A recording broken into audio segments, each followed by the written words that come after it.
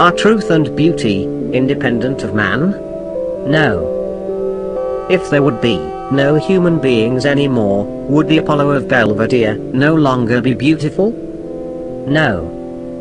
I agree with regard to this conception of beauty, but not with regard to truth. Why not? Truth is realized only through man. I cannot prove if my conception is right, but that is how I see it.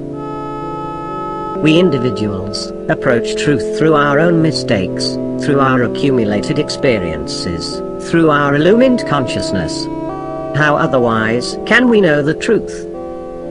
I know not how to prove scientifically that truth must be conceived as truth, and be independent of humanity. I believe, for instance, that the Pythagorean theorem in geometry is independent of the existence of man. But truth must essentially be human, otherwise whatever we individuals realize as true can never be called truth, at least the truth which is described as scientific, and which only can be reached through the process of logic, in other words, by an organ of thoughts, which is human. The question is, whether truth is independent of our consciousness. According to your conception, which may be the Indian conception, truth is not the illusion of the individual, but of humanity as a whole.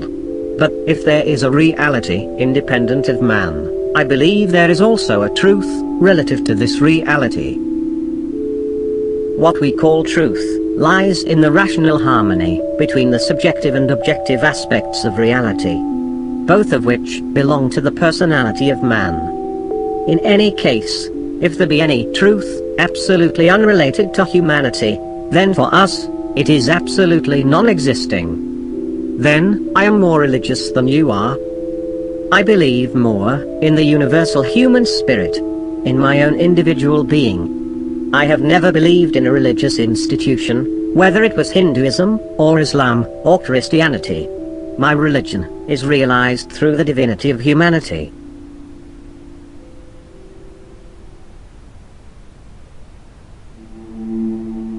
I have been told that in the realm of tiny atoms, chance has its play.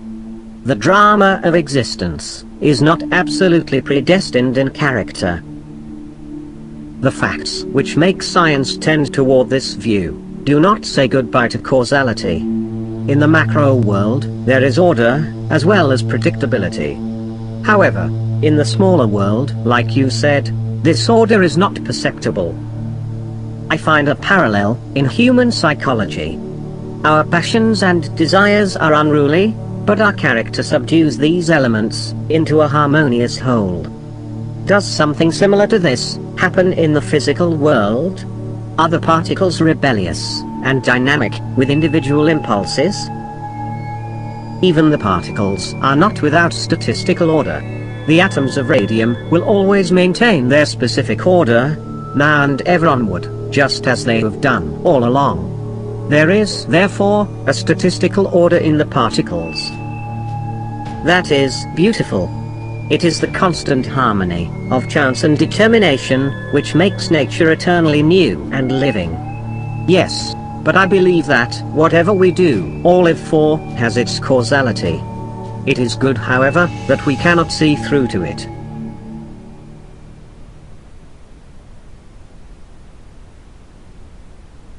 How's the Indian music different from that in the West? The musical system in India is not so rigidly fixed as is the Western music. We praise the composer for his genius in creating a foundation, but we expect from the player his own skill in the creation of variations. That is only possible where there is a strong artistic tradition in music to guide the people's mind.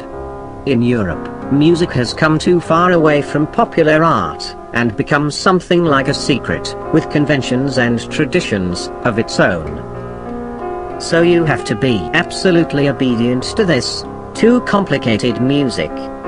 Yes, very much so. Can Indian music be sung without words? We do have songs with unmeaning words, sounds which just help to act as carriers of the notes.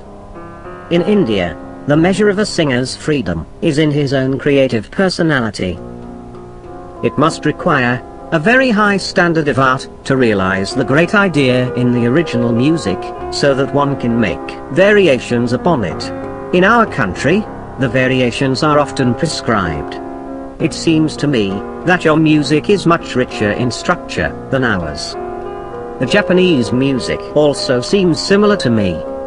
Oh, but I am deeply moved by the Western music, and I feel that it is great, that it is vast in its structure, and grand in its composition.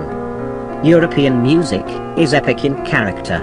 It has a broad background, sometimes Gothic in its structure. When did you first hear European music? I came to know it intimately when I first came to Europe. But even before that time, in our own household, I had heard the music of Chopin at an early age. The really good music, whether of the East or of the West, is always too good to be forgotten. I agree